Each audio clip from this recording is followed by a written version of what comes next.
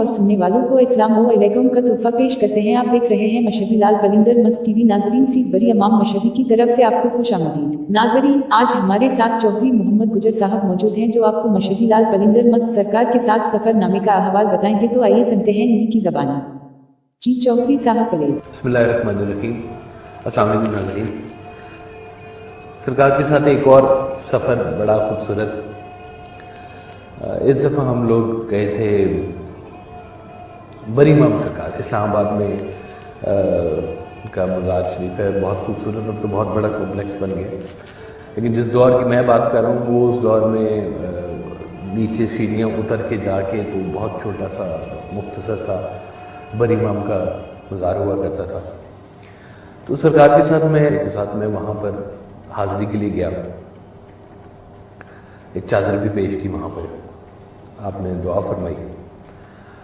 तो जब वहाँ से हम हाज़िरी देके जब बाहर निकले तो आपने बताया कि बरी इमाम सरकार का एक चिल्ला गाह भी है, जो दरबार के पीछे से एक रास्ता निकलता है और वो पहाड़ों में से होता हुआ ऊपर की तरफ कहीं जाता है।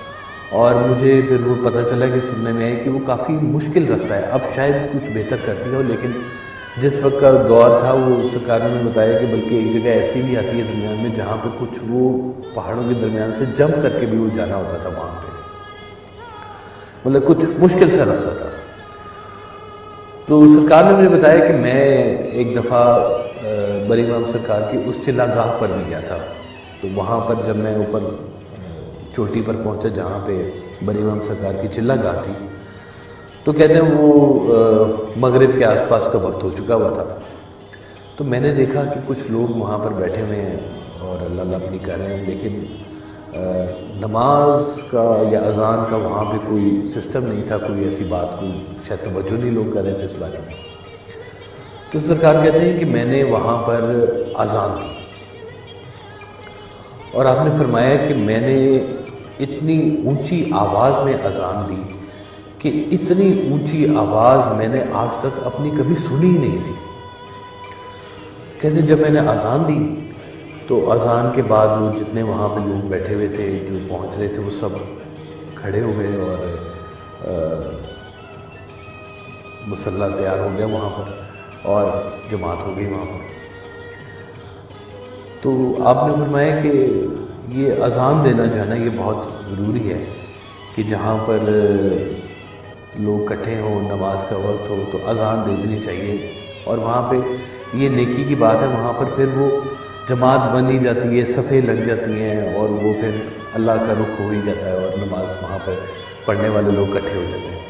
फिर इसी ज़मन में सरकार ने एक वाक़या सुनाया कि काफ़ी अर्सा पहले की बात, जब हिंदुओं का इलाका ये हुआ करता था और शालामार बाग की कोई बात आपने सुनाई थी कि ये उस वक्त किसी राजा का कोई दौर था, हिंदुओं का दौर से ज़्यादा, और यहाँ पे हिंदू हुआ करते थे।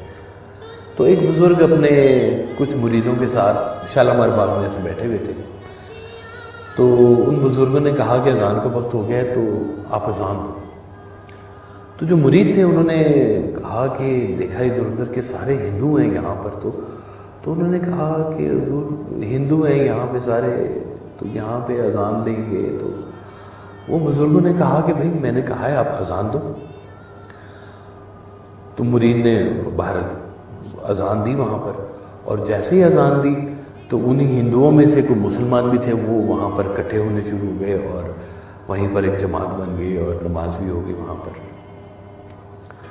तो ये बात जो सरकार ने समझाई कि जहाँ पर आपको नहीं लग रहा होता वहीं पर ही तो आपने अल्लाह का नाम लेना होता है, वहीं पर ही आपने अल्लाह का जिक्र करना होता है। जो काज़िब माहौल जिसको कहते हैं, उस काज़िब माहौल में सदाकत की बात, रोशनी की बात ही यही है कि वहाँ पर अल्लाह का जिक्र हो, और नमाज से बड़ी और ख़ूबसूरत क्या बात हो सकती है।